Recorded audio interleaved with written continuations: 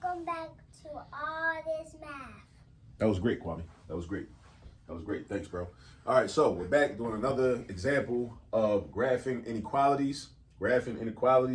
What we have right here, it says graph x is greater than or equal to -3. X is greater than or equal to -3. All right. Now, Kwame, I'm trying to teach, man. So make sure you keep it quiet while I'm doing this. All right, so first, this is pretty straightforward. We want to show the graph of this. So this -3 right here is called your boundary point. All right. So what you want to do is on your number line. All right. You want to find -3 on your number line. -3 is right here. All right. Now I think I'm going to use another color.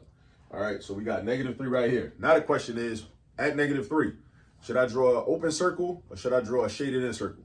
That's the question. Open circle or shaded in circle. Now, because x is also equal to -3, is greater than -3 and also equal to -3, that's how we know we're going to do a shaded in circle. Whenever the variable is equal to the number at the boundary point, we do a shaded in circle. Make sure you write that down in your notes, a shaded in circle. All right. So if you basically, another way to think about it, and this is what I tell students, been telling students this for years. When you read this out loud, if you say the word equal out your mouth, then that means that you should have a shaded in circle. So when I read this, I'm going to say x is greater than or equal to -3. I just said the word equal out my mouth. So that means that I need to have a shaded in circle. If there was not an equal sign here, which there is, I would not be saying the word equal. If I don't say the word equal, then I should have an open circle. All right, so that's the decision that you have to make as a student. Should my circle be shaded in or should my circle be open? Should my circle be shaded in or should my circle be open? All right, this one's going to be shaded in because x is equal to -3 and x is greater than -3. So it's two different things going on in this problem. All right, so I draw my circle and I shade it in like this. All right, so now, then I got to decide where my arrow is going to go. Now, x is greater than -3. So then you got to ask yourself on the number line, where are all the numbers that are greater than -3? Are they to the left or are they to the right? Are they to the left or are they to the right? The bigger numbers are to the right. You know why? You know how you know that? Because the positive numbers are to the right. So, and also -2, -1, and 0 are also bigger than -3. Remember, the numbers get bigger on the number line. Bro, chill. All right? So the numbers get bigger on the number line as you go to the right.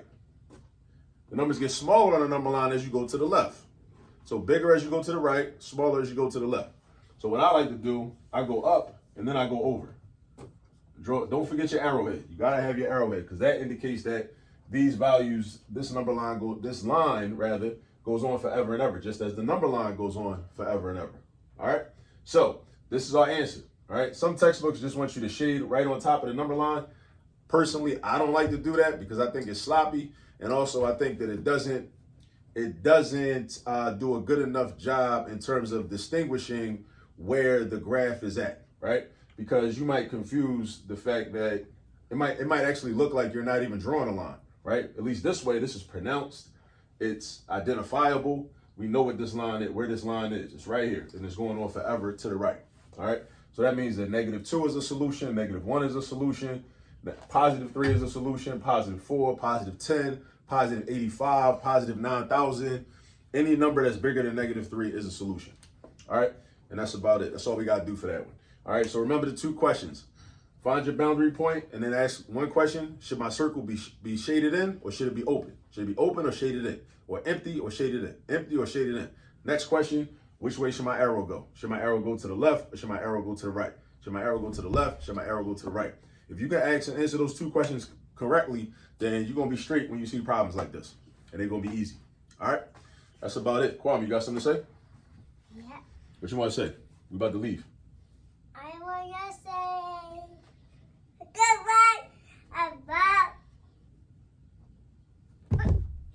All right. See you all in the next video.